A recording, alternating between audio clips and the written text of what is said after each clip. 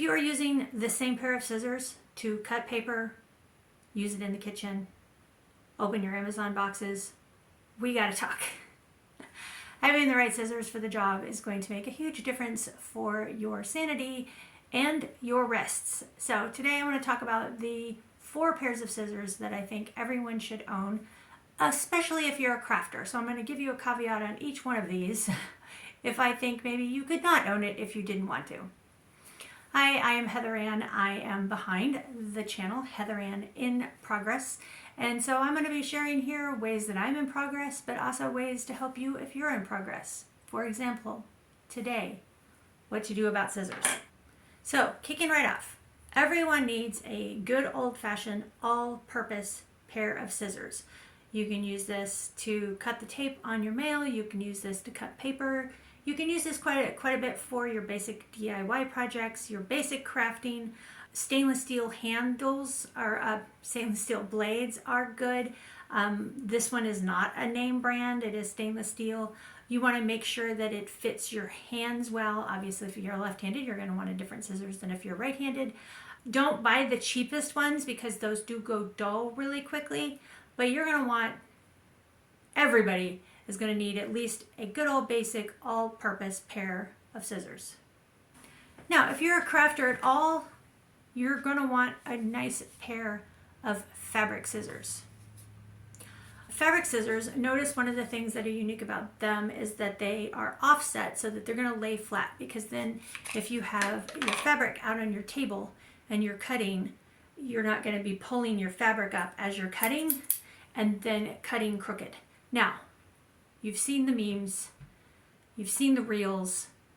It is of utmost importance to never, ever, ever use your fabric scissors for anything other than fabric, and especially not paper. You can use them for cutting any sort of fabric, whether it's actual yardage or yarn or embroidery floss. I wouldn't use it to cut heavier fabrics, or at least I would not use the same pair I want to cut lighter weight fabrics with. I would not use the same pair to cut things like Aida cloth for cross stitch and needlepoint, just because it's a little heavier. You want to keep these scissors away from the rest of your family if they cannot respect them. You can actually get some pretty decent fabric shears now for a little less money, so there is that. They don't have to all be expensive. The only reason I have really, really nice ones is I inherited them all. And the nice thing about really good fabric shears is there is, in most fairly sizable cities, you're going to find some place where you can have them sharpened. So they are ones that will last a lifetime if you take care of them. If you sew or do any crafts surrounding fabrics, whether it's buy leftover sheets and turn them into curtains, anytime that you're going to want to cut a fabric, you're going to want a nice set of fabric scissors, and then protect them against all costs from the invaders who will try to use them for wrapping paper at the holidays. Now, I did not go track mine down. It's in this office someplace, but if you do a lot of sewing, another pair of scissors that you might like to own are pinking shears. So pinking shears are the ones with the little zigzags, and those are also something that you're going to want to protect. You don't want them to be used to cut paper.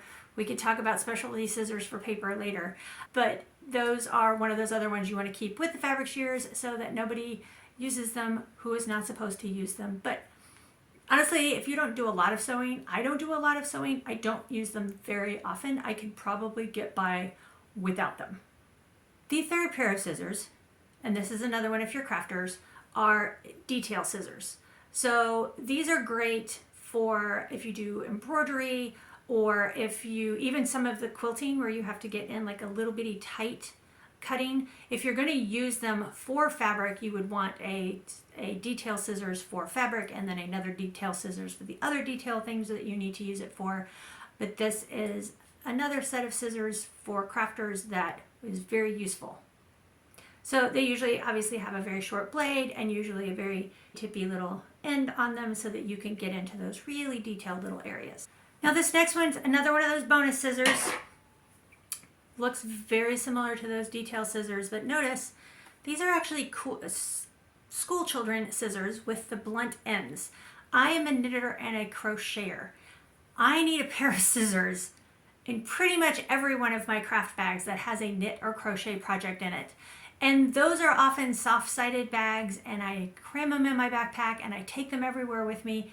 And if I had these guys in there, they would be poking out the side of the bag all the time and probably stabbing me every time I reached in to grab my project.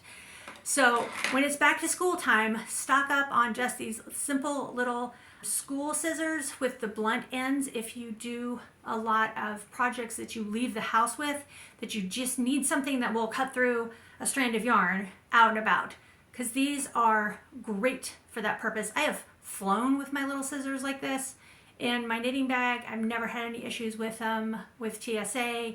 Always, your mileage may vary because they change the rules every other day.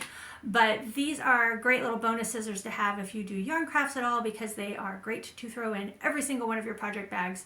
They're inexpensive and they do just fine cutting through yarn. Now back to my 4 scissors everyone should own. The 4th pair of scissors is not a craft pair of scissors, but all of us have to consume food. And a good pair of kitchen shears are absolutely your friend.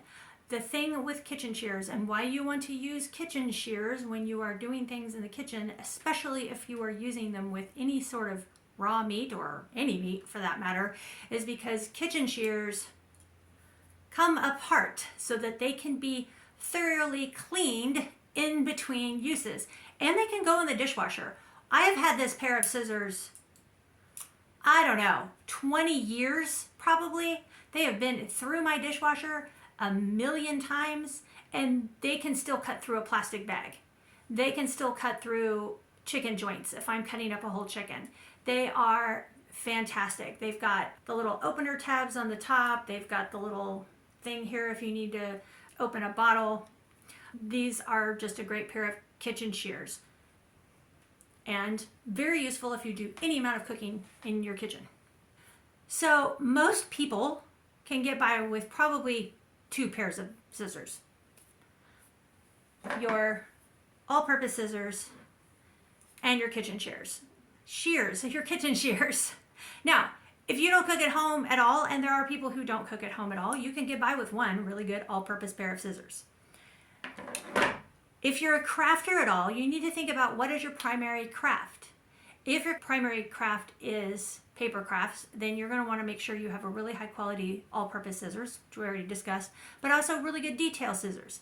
And for that matter, you can start to get into specialty scissors. They have all kinds of scissors that have different edges on them. So you could do a scalloped edge or a zigzag edge, or all kinds of different edges. If you work with fabric at all, put whatever your scissor budget is towards getting a really excellent pair of fabric shears or fabric scissors. If you're a yarn crafter like me, stock up on the kid scissors at back to school. But for most of your crafters, you can probably get by with 4 pair of scissors to do almost any type of craft you could possibly want to do. Your all-purpose, your kitchen shears, your detail, and your fabric shears. Remember, we're going to keep the fabric shears under lock and key.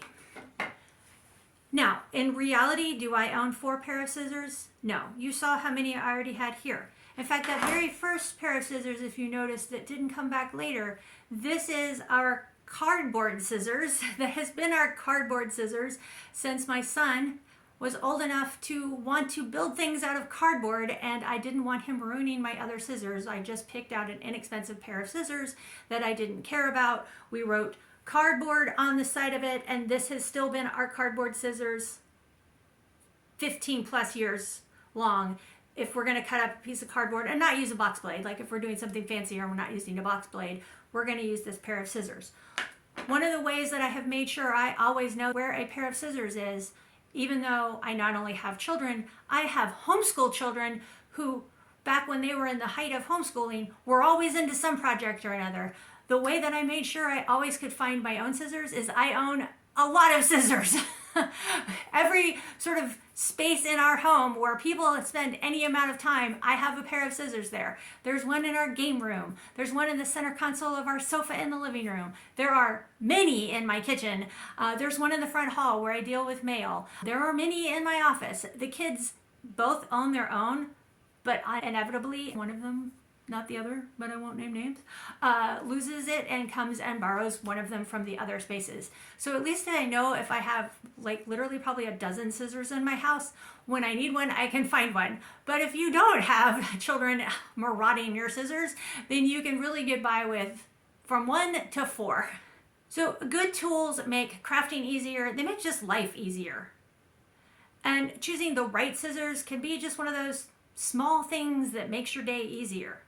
Now, tell me in the comments, are you one of those people who has one scissors for all? Or do you have your favorite scissors that you hoard and protect? If you would like to follow along with my midlife in progress, I would appreciate it if you would hit that subscribe button so you don't miss any of my videos and come along with me on this journey. Remember, small, consistent actions add up to big changes.